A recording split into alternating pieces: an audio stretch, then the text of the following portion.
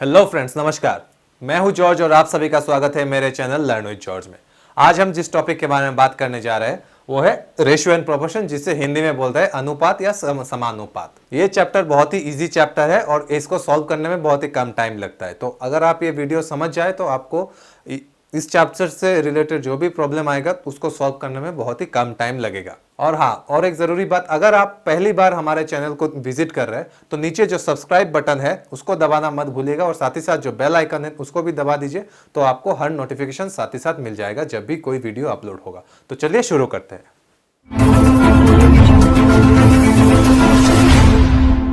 पहले बात करते हैं कि रेशियो का जो डेफिनेशन है उसके बारे में बात करते हैं। रेशियो मतलब क्या है? रेशियो मतलब है हम जब भी कोई दो चीजों को कंपेयर करते हैं तो उसको हम लोग बोलते हैं रेशियो। सपोज आपके पास एक चीज दिया हुआ है, एक बोतल दिया हुआ है या एक सामान दिया हुआ है, वो अगर आपको बोलेंगे कि वो कितना बड़ा है कितना छोटा है तो आप ये कंपेयर मतलब ये आप बता नहीं पाएंगे कितना बड़ा है। अगर साथ ही साथ कोई दूसरा सामान होगा तो उससे आप कंपेयर करके बोल सकते हैं कि ये बड़ा है छोटा है, तो उसी को हम लोग बोलते हैं रेशियो। तो हम लोग एक एग्जाम्पल देखते हैं तो आपका जो कंफ्यूजन है पूरा क्लियर हो जाएगा। सपोज एक सामान दिया हुआ है, वो है आपका 10 केजी और एक सामान है 5 केजी। तो अगर आपको बोल रहा है कि ये दोनों कौन सा रेशियो में है, तो रेशियो सिंपल है, बस हम लोग रेशियो डिनोट करते हैं, ये दो डॉट देके इसको बोलते हैं इस टू। तो ये दोनों का रेशियो हो जाएगा 10:5। तो इस टू मतलब क्या है? डिवाइडेड। तो ये दोनों 5 से डिवाइडेड होता है, तो आप 5 से इसको काट सकते हैं, तो इसको हम लोग लिख सकते हैं 2:1। तो हम लोग लिख सकते हैं कि दोनों का वेट है वो 2:1 रेशियो पे है। मतलब एक अगर 1 होगा तो वो उसका 2 टाइम्स हो जाएगा, 2:1 रेशियो में है। तो एक बात ये ध्यान रखिएगा, जब भी हम रेशियो करेंगे तो दोनों का यूनिट हमेशा सेम होना पड़ेगा। डिफरेंट यूनिट या डिफरेंट टाइप का क्वांटिटी का हम लोग रेशियो कभी नहीं कर पाएंगे। सपोज एक बोल रहा है कि एक का वेट है 2 केजी और एक का लेंथ है 5 किलोमीटर, तो ये दोनों का रेशियो कभी नहीं होगा। 2 केजी और 5 किलोमीटर का रेशियो कभी नहीं होगा। अगर 2 केजी और 5 केजी दिया हुआ है तो होगा, अगर दोनों केजी में है या दोनों किलोमीटर में है, दोनों सेम यूनिट में दिया हुआ है, केजी ग्राम का भी नहीं होगा। आपको दोनों यूनिट को सेम करना पड़ेगा, तभी ये रेशियो पॉसिबल होगा। समझ गए बात? ये रेशियो का जो सिंपल बात है, मैं इजीली आपको समझा दिया कि अगर दो चीजों का आपको क्वांटिटी दिया हुआ है और सेम यूनिट में दिया हुआ है तो दोनों को हम लोग लिख सकते हैं। सपोज 10:5 रेशियो में लिख सकते हैं, और ये इस टू मतलब ये दो डॉट को हम लोग इस टू से डिफाइन करते हैं। तो ये क्या है? ये मतलब डिवाइडेड फॉर्म में है। 10:5 मतलब 10/5, तो 10/5 आप 2 लिख सकते हैं, तो इसको आप लिख सकते हैं 2/1, मतलब 2:1 रेशियो में है दोनों। अभी जैसे ये 2:1 रेशियो में है, तो ये 2 जो है, ये जो पहले वाला ये है, इसको हम लोग बोलते हैं एंटीसीडेंट। और जो पिछला वाला है, ये जो पीछे है, इसको हम लोग बोलते हैं कॉन्सिक्वेंट। तो ये पहले वाला जो है इसको बोलते हैं एंटीसीडेंट और जो पिछला वाला है उसको बोलते हैं कॉन्सिक्वेंट। ये आप ध्यान दीजिएगा, कभी कभी इससे रिलेटेड भी क्वेश्चन आ जाता है। तो ये जो बेसिक टर्म्स है ये आपको समझना बहुत ही जरूरी है। मैं आपको पूरा बेसिक से समझा दूंगा, आपको बेसिक समझना बहुत ही जरूरी है आप कोई भी एग्जाम सॉल्व करने के लिए। अभी बात करते हैं डिफरेंट टाइप ऑफ जो रेशियो है उसके बारे में डिस्कस करते हैं। इससे रिलेटेड भी बहुत सारा क्वेश्चन आपको एग्जाम में मिल जाएगा। मैं अभी सब टर्म आपको समझा दूंगा तो आपको प्रॉब्लम सॉल्व करने में बहुत ईजी आ जाएगा। फर्स्ट टर्म जो है वो है डुप्लीकेट रेशियो। डुप्लीकेट रेशियो मतलब क्या है? सपोज आपको एक रेशियो दिया हुआ है 3:4, अभी बोल रहा है इसका डुप्लीकेट रेशियो निकालना है। डुप्लीकेट रेशियो कुछ भी नहीं है, दोनों टर्म्स को स्क्वायर कर देना है। दोनों टर्म्स को स्क्वायर करने से आपका मतलब 3 का स्क्वायर 9 और 4 का स्क्वायर 16, तो 3:4 का डुप्लीकेट रेशियो हो जाएगा 9:16। ठीक है? डुप्लीकेट रेशियो मतलब आपको कोई भी रेशियो दिया है, दोनों टर्म्स को स्क्वायर कर लेना है, तो डुप्लीकेट रेशियो हो गया। डुप्लीकेट रेशियो ऑफ 3:4 इज 3² मतलब 9:16। अभी क्या है? सब डुप्लीकेट। सब डुप्लीकेट रेशियो मतलब क्या है? डुप्लीकेट का उल्टा, स्क्वायर रूट कर देना है। सपोज आपको बोला है 25:64 एक रेशियो दिया हुआ है, 25:64। अब इसका सब डुप्लीकेट रेशियो क्या होगा? आपको बोथ साइड में रूट ओवर कर लेना है। रूट ओवर करने से क्या होगा? 5:8। सब डुप्लीकेट रेशियो मतलब दोनों साइड में रूट ओवर करने से जो आएगा उसी को हम लोग बोलेंगे सब डुप्लीकेट रेशियो। सिमिलरली और एक टर्म है ट्रिप्लीकेट। ट्रिप्लीकेट सेम डुप्लीकेट जैसा ही है, इसमें सिर्फ क्यूब हो जाएगा। बोथ साइड क्यूब करने से जो निकल आएगा उसी को हम लोग बोलेंगे ट्रिप्लीकेट रेशियो। और सब triplicate ratio similarly cube root, दोनों साइड का क्यूब रूट करने से जो निकल आएगा उसको बोलेंगे सब ट्रिप्लीकेट रेशियो। ये बात क्लियर हो गया? डुप्लीकेट रेशियो मतलब दोनों साइड का स्क्वायर, सब डुप्लीकेट रेशियो मतलब दोनों साइड का स्क्वायर रूट, ट्रिप्लीकेट रेशियो मतलब दोनों साइड का क्यूब, और सब ट्रिप्लीकेट रेशियो मतलब दोनों साइड का क्यूब रूट करना है। अभी एक टर्म आता है इनवर्स रेशियो। इनवर्स रेशियो क्या है? इनवर्स रेशियो सपोज 3:4 एक रेशियो दिया हुआ है, इसका इनवर्स रेशियो कुछ नहीं करना है, बस उल्टा कर देना है, मतलब 3:4। अगर 4:3, अगर 3:4 एक रेशियो है तो इसका इनवर्स रेशियो होगा 4:3। मतलब जो जो पहले का एंटीसीडेंट था वो इस केस में कॉन्सिक्वेंट हो जाएगा, और जो कॉन्सिक्वेंट था वो एंटीसीडेंट हो जाएगा। मतलब 3:4, और 3 पहले था 4 बाद में था, यहाँ पे 4 पहले आ जाएगा 3 बाद में चला जाएगा। और एक रेशियो है, ये बोलते हैं कंपाउंड रेशियो।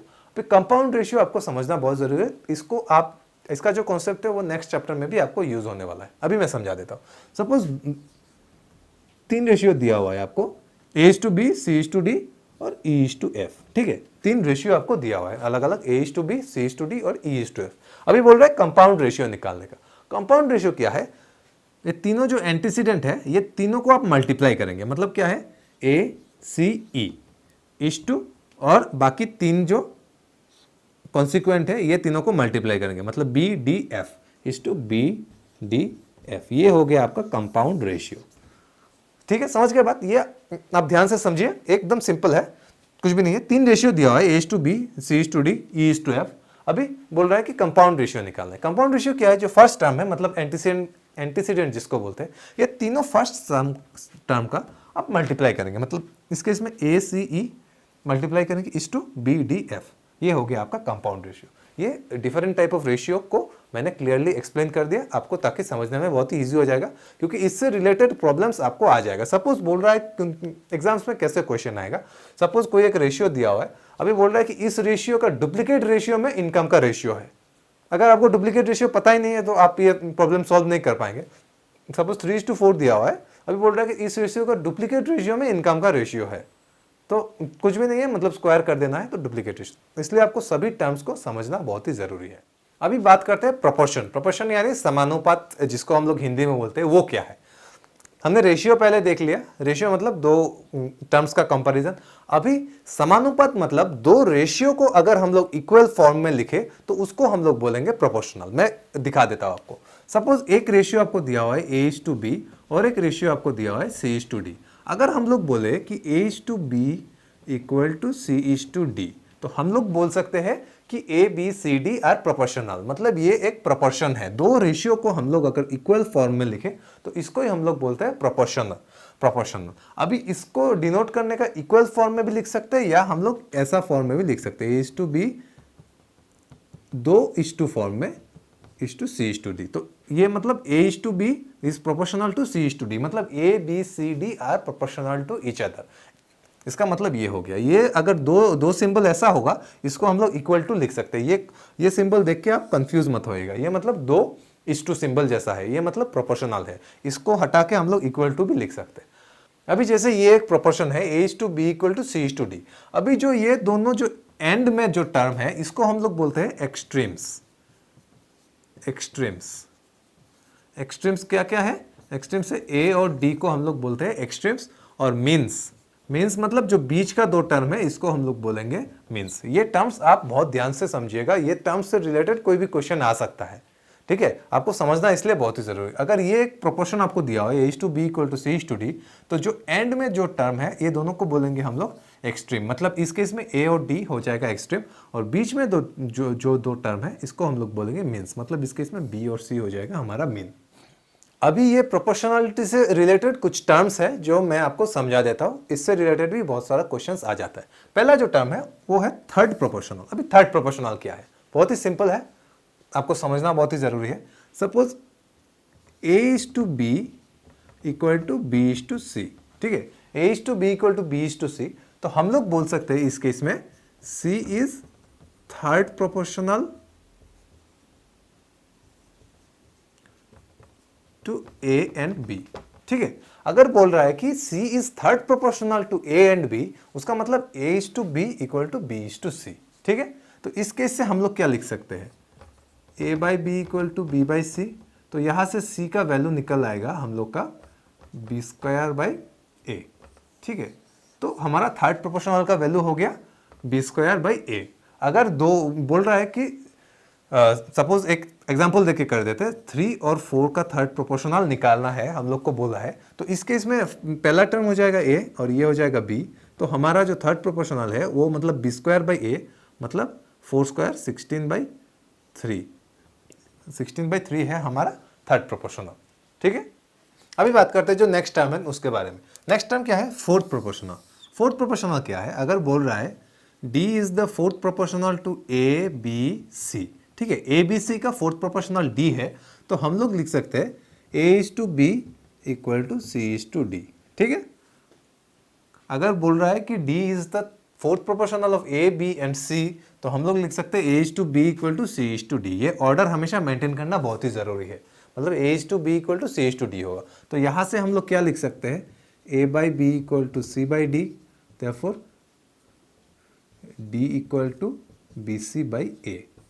ठीक है, ये हो गया हम लोग का फोर्थ प्रोपोर्शनल का वैल्यू। तो अगर बोल रहा है कि 2, 3 और 4 का फोर्थ प्रोपोर्शनल निकालना है, तो इस केस में a ये है, b ये है और c ये है। तो हम लोग को अगर फोर्थ प्रोपोर्शनल का वैल्यू निकालना है, उसका फॉर्मूला है B C by A. B C मतलब b इंटू सी, मतलब b into C by A. तो इस केस में आ जाएगा 6। तो हमारा आंसर है 6। ठीक है, ये ध्यान दीजिएगा, फोर्थ प्रोपोर्शनल मतलब अगर ए बी सी का फोर्थ प्रोपोर्शनल डी बोल रहा है तो A is to B equal to C is to D होगा। नेक्स्ट बात आता है मीन प्रोपोर्शनल। अभी बात है कि मीन प्रोपोर्शनल क्या है।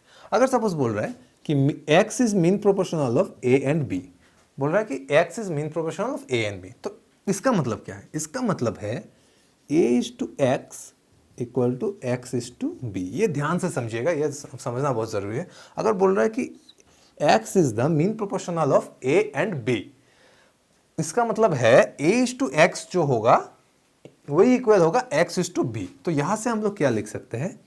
यहां से a by X equal to X by B, therefore X square equal to A B और x equal to root over A B.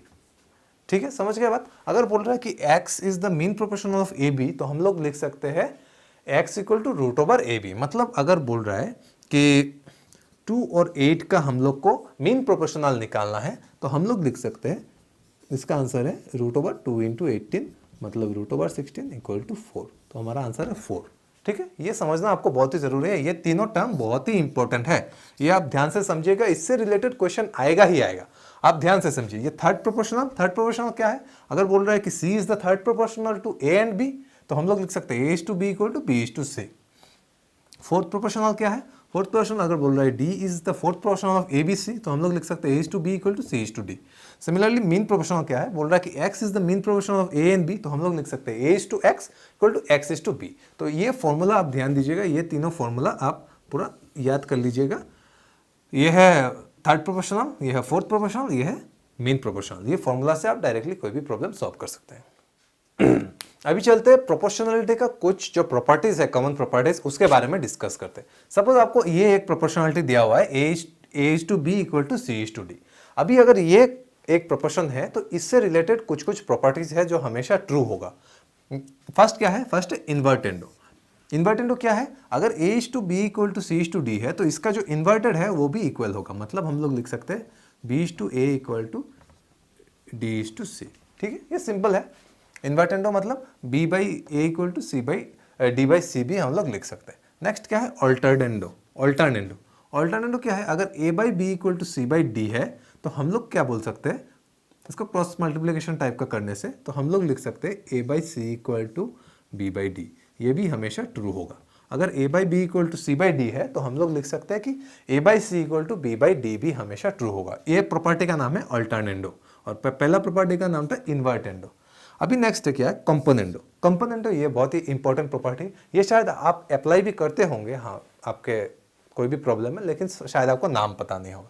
अगर ये है एक फॉर्मूला, तो इससे हम लोग लिख सकते हैं a plus B by B equal to C plus D by D.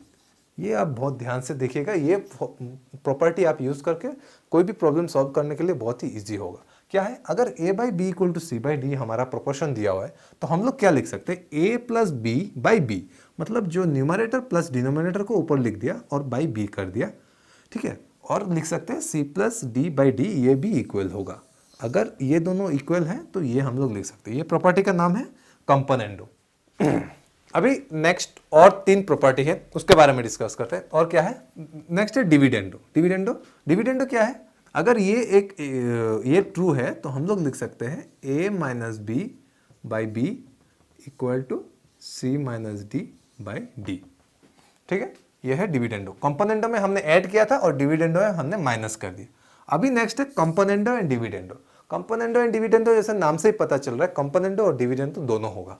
Componendo में हमने a plus B by B किया था और डिविडेंडो में हमने a minus B by B किया था। तो ये कंपोनेंडो डिविडेंडो में हम लोग दोनों करेंगे। a plus B by A minus B equal to C plus D by C minus D. अगर हमारे पास ये एक प्रोपोर्शन है a by B equal to C by D, तो हम लोग डायरेक्टली इससे लिख सकते हैं कि a plus B equal A plus B, मतलब if a by B equal to C by D, तो हम लोग इससे लिख सकते हैं कि a plus B by A minus B equal to C plus D by C minus D. ये भी हमेशा ट्रू होगा। ठीक है, ये कुछ कॉमन प्रॉपर्टीज आ गया। नेक्स्ट है आइडेंटिटी। आइडेंटिटी क्या है, अगर एक ऐसा दिया हुआ है A by B equal to C by D equal to E by F equal to dash dash dash equal to ultimately एक आइडेंटिटी के दिया हुआ है। ठीक है, A by B equal to C by D equal to E by F equal to K दिया हुआ है, तो हम लोग इससे लिख सकते हैं ऊपर का जो सब टर्म है इसको ऐड कर लेंगे, मतलब A plus C plus E plus dash dash dash जितना भी है और B plus D plus F और डैश डैश जितना है, ये भी इक्वल टू के होगा। ठीक है, समझ गया बात। अगर एक रेशियो ऐसा दिया हुआ है A by B equal to C by D equal to E by F equal to एक आइडेंटिटी दिया हुआ है, एक कांस्टेंट दिया हुआ है के, तो हम लोग ऊपर का जो टर्म है ये सबको ऐड करके डिवाइडेड बाय नीचे का जो टर्म है ये सबको ऐड करके वो भी इक्वल टू के होगा। ये सब प्रॉपर्टी आप ध्यान दीजिए, ये सब प्रॉपर्टी सिर्फ इसी चैप्टर के लिए नहीं, आप कोई भी प्रॉब्लम सॉल्व करने के लिए ये प्रॉपर्टी जानना आपको बहुत ही ज़रूरी है। आप नाम ना भी जाने लेकिन फॉर्मूला आपको जानना बहुत ही ज़रूरी है, तो ये आप बहुत ध्यान से समझने का ज़रूरी है। अभी चलते हैं कुछ शॉर्टकट ट्रिक्स एंड टेक्निक जो है उसके बारे में डिस्कस करते हैं कैसे करना है। सपोज आपको दिया हुआ है A is to B equal to small A is to small B, ठीक है, और B is to capital B is to capital C equal to M is to N. ठीक है, अभी आपको a is to B is to C निकालना है। वो कैसे निकालेंगे, मैं एक ट्रिक दिखा देता हूँ, उससे आप बहुत ही इजी सॉल्व कर पाएंगे। जैसे पहले आप a b c लिख लीजिए। ठीक है, तो a इज टू बी क्या है, a और b आप ऐसे लिख लिया। ठीक है, a इज टू बी आप ऐसे लिख लिया और b इज टू सी आप ऐसे लिख लिया। ठीक है, तो यहाँ पे गैप कहाँ कहाँ है, यहाँ पे एक गैप है और यहाँ पे एक गैप है। ठीक है, ये दोनों गैप को आपको फिल करना है। गैप किससे फिल करेंगे, यहाँ पे बी है तो यहाँ पे भी आप बी लिख लेंगे।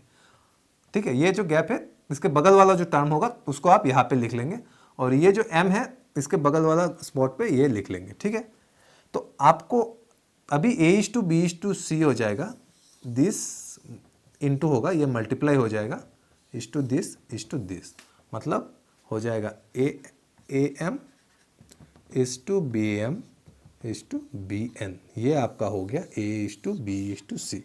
ये आप बहुत ही, ये चैप्टर का यही एक सबसे इंपॉर्टेंट कॉन्सेप्ट है, ये आपको समझना बहुत ही ज़रूरी है। मैं फिर से एक बार समझा देता हूँ, फिर एक एग्जांपल देके भी सॉल्व कर लेंगे। आपको दिया हुआ है कि capital A is to capital B equal to small A is to small B, ठीक है, और capital B is to capital C equal to M is to N. ठीक है, अभी आपको बोल रहा है निकालना A is to B is to C क्या होगा। ठीक है, अभी आप पहले A is to A B और सी ऐसे लिख लेंगे। अभी ए इज टू बी क्या है आपका, यहाँ पे लिख लेंगे और यहाँ पे एक गैप हो जाएगा क्योंकि यहाँ पे कुछ नहीं है। सिमिलरली बी इज टू सी आप यहाँ पे एम इज टू एन लिख लेंगे। ठीक है, अभी दोनों जो गैप है ये दोनों को आपको फिल करना है। आप किससे फिल करेंगे, यहाँ पे जो स्मॉल, यहाँ पे बी दिया हुआ है बगल वाला टर्म, यहाँ पे आप बी लिख लेंगे, यहाँ पे एम है यहाँ पे एम लिख लेंगे। अभी ये सब मल्टीप्लाई कर लेंगे, यही आ जाएगा आपका A is to B is to C ratio, मतलब A M is to B M is to B N. यही है आपका A is to B is to C का जो रेशियो है, A is to B is to C का जो ratio है यही है। एक एग्जाम्पल से सॉल्व करते हैं कैसा है। सपोज आपको दिया हुआ है A is to B equal to 5 is to 14 और B is to C equal to 7 is to 3 है। अभी आपको A is to B is to C निकालना है। तो जैसे मैंने पहले दिखाया था ए बी और सी आप ऐसे लिख लेंगे। अभी ए इज टू बी मतलब 5 इज टू 14, ठीक है, और बी इज टू सी मतलब 7 इज टू 13। अभी यहाँ पे गैप है तो यहाँ पे आप 14 लिख लेंगे और यहाँ पे गैप है तो यहाँ पे 7 लिख लेंगे। ठीक है, अभी इस केस में अगर आपको कोई भी एक नंबर से सभी टर्म, कोई भी पोजीशन में एक टर्म डिवाइड हो सकता है तो आप इसी पोजीशन में डिवाइड कर लीजिए। जैसे यहाँ पे 7 से डिवाइड हो सकता है, 7 से 7 आप काट सकते हैं और यहाँ पे 2 लिख सकते हैं, ठीक है। आप अगर कोई भी एक नंबर से सभी टर्म को काट सकते हैं, मतलब यहाँ पे कोई भी एक टर्म को डिवाइड हो सकता है, यहाँ पे भी कोई एक टर्म को डिवाइड हो सकता है, यहाँ पे भी कोई एक टर्म को डिवाइड हो सकता है, लेकिन ये तीनों पोजीशन में डिवाइड होना चाहिए, तो आप डिवाइड कर सकते हैं। तो यहाँ से डिवाइड करने के बाद यहाँ पे 1 आ गया, तो 5 × 1 मतलब 5, यहाँ पे डिवाइड करने के बाद आ गया 14 और यहाँ पे डिवाइड करने के बाद आ गया 6। तो हमारा आंसर है 5:14:6, A:B:C = 5:14:6। समझ गए बात? ये समझना आपको बहुत ही जरूरी है। अभी हमने 3 टर्म का तो देख लिया, अगर 4 टर्म दिया हुआ है तो उस केस में क्या होगा वो भी देख लेते हैं। जैसे A:B सपोज बोल रहा है equal to A:B, B:C = C:D और C:D = E:F, ठीक है। यहाँ पे 4 टर्म दिया हुआ है, ABCD, A:B दिया हुआ है, B:C दिया हुआ है और C:D दिया हुआ है। इस केस में A:B:C:D क्या होगा? सिमिलरली हमने जैसे 3 टर्म के लिए किया था, ऐसा 4 टर्म के लिए भी सेम ही होगा प्रोसीजर। कैसा है? सेम आपको A, B, C और D लिख लेना है, ठीक है। इस केस में A:B मतलब A:B, B:C क्या है? C:D और C:D मतलब E:F। अभी सिमिलरली आपको ब्लैंक स्पॉट भरना है। ब्लैंक स्पॉट यहाँ पे क्या है? 2 ब्लैंक स्पॉट है, मतलब ये बगल वाला टर्म से आपको भर लेना है। यहाँ पे B है तो यहाँ पे जितना भी ब्लैंक स्पॉट होगा ये आप B से भरेंगे। यहाँ पे एक ब्लैंक स्पॉट है, यहाँ पे D से भरेंगे। यहाँ पे एक ब्लैंक स्पॉट है C और यहाँ पे E और E, ठीक है। सिमिलरली हम ये इंटू करेंगे तो इस केस में आ जाएगा ACE = BCE = BDE = BDF। मतलब हमारा A:B C D आ गया हमारा ACE BCE BDE BDF। ये हमारा A:B C D का आंसर आ गया। अभी हम लोग एक एग्जाम्पल से सॉल्व करके देख लेते हैं तो आपको ये भी और भी इजी हो जाएगा। अभी एक एग्जाम्पल देखते हैं। यहाँ पे A:B दिया हुआ है 1:3, B:C दिया हुआ है 2:5 और C:D दिया हुआ है 2:3। अभी हम लोग को A:B C:D निकालना है। सिमिलरली सेम टेक्निक है। A:B मतलब 1 3 लिखना है, B:C मतलब 2 5 लिखना है, C:D मतलब 2 3 लिखना है। अभी ब्लैंक स्पॉट 2 है यहाँ पे, तो किससे फिल करना है? सिंपल है, बगल वाला टर्म से, मतलब 3 से फिल करना है। यहाँ पे 5, यहाँ पे 2 और यहाँ पे भी 2। तो आपको सब मल्टीप्लाई कर लेना है। तो इस केस में मल्टीप्लाई करने से आ जाएगा 4, इस केस में मल्टीप्लाई करने से आ जाएगा 12, यहाँ पे मल्टीप्लाई करने से आपका आएगा 30 और यहाँ पे सब मल्टीप्लाई करने से आपका आएगा 45। मतलब A:B C:D है हमारा 4:12:30:45। ये आप समझना बहुत ही ज़रूरी है। इससे रिलेटेड एग्जाम में कोई ना कोई प्रॉब्लम तो आएगा ही आएगा। अभी एक टेक्निक देखते हैं। अगर बोल रहा है कि x एक अमाउंट है, इसको A:B रेशियो में डिवाइड किया हुआ है, x को A:B रेशियो में डिवाइड करना है, डिवाइड किया हुआ है, तो हम लोग 2 पार्ट कैसे निकालेंगे? ठीक है, 2 पार्ट कैसे निकालेंगे? एक पार्ट हो जाएगा A/A+B इंटू एक्स और दूसरा पार्ट हो जाएगा B/A+B इंटू एक्स। ठीक है, हम लोग एक एग्जाम्पल से सॉल्व करके देखते हैं। सपोज 100 रुपीज़ दिया हुआ है, आपको बोल रहा है 3:7 रेशियो में इसको डिवाइड करना है। 100 रुपीज़ को 3:7 रेशियो में डिवाइड करना है। तो कैसे करेंगे? तो हमारा फॉर्मूला क्या है? 3 × 3 + 7 मतलब 10 × 100 मतलब आ गया 30। सिमिलरली दूसरा पार्ट आ जाएगा इक्वल टू 70। तो 2 पार्ट हमारा निकल आया 30 और 70। अभी एक लास्ट टेक्निक जो है वो देखते हैं। सपोज आपको दिया हुआ है A/x equal to B/y equal to C/z। ठीक है, A/x equal to B/y equal to C/z दिया हुआ है। तो अभी हम लोग यहाँ से लिख सकते हैं A:B:C इक्वल टू x:y:z। ये हम हमेशा लिख सकते हैं। ठीक है, अगर आपको दिया हुआ है A/x equal to B/y equal to C/z, तो हम लोग इस फॉर्म से लिख सकते हैं A:B:C इक्वल टू x:y:z। ये भी आपको समझना बहुत ही ज़रूरी है। सपोज आपको क्वेश्चन में बोल रहा है कि half part of A equal to 1/3 part of B equal to 1/6 part of C। ठीक है, ऐसा एक क्वेश्चन बोला है कि half part of A equal to 1/3 part of B equal to 1/6 part of C। अभी आपको बोल रहा है A:B:C निकालना है। तो यहाँ से आप क्या लिख सकते हैं? A/2 equal to B by 3 equal to C by 6। तो यहाँ से आप लिख सकते हैं A is to B is to C equal to 2 is to 3 is to 6। ये है हमारा आंसर। ठीक है, ये भी आपको जानना बहुत ही ज़रूरी है। ऐसा ये कॉन्सेप्ट आपको कोई भी प्रॉब्लम सॉल्व करने के लिए बहुत ही काम आएगा। आप यहाँ से डायरेक्ट क्वेश्चन नहीं आ सकता, लेकिन ये कॉन्सेप्ट आपको जानना बहुत ही ज़रूरी है। तो फ्रेंड्स, रेशियो प्रोपोर्शन से रिलेटेड जो भी कॉमन कॉन्सेप्ट्स है और जो शॉर्टकट ट्रिक्स एंड टेक्निक है वो सब मैंने इस वीडियो में डिस्कस कर लिया। अभी नेक्स्ट वीडियो में इससे रिलेटेड जो भी कॉमन टाइप्स ऑफ प्रॉब्लम है वो हम लोग सॉल्व करके देखेंगे। तो आप नेक्स्ट वीडियो के लिए वेट कीजिए। नेक्स्ट वीडियो में हम लोग जो भी कॉमन टाइप का प्रॉब्लम करेंगे उससे आपका जो भी डाउट हो वो क्लियर हो जाएगा। तो ये वीडियो आपको कैसा लगा कमेंट बॉक्स में लिख के बताइएगा। अगर अच्छा लगा तो लाइक कर दीजिएगा। आपके दोस्तों के साथ, बाकी लोगों के साथ भी शेयर कीजिए और हमारे चैनल को भी सब्सक्राइब करना मत भूलिएगा। देखते रहिए लर्न विद जॉर्ज। नमस्कार।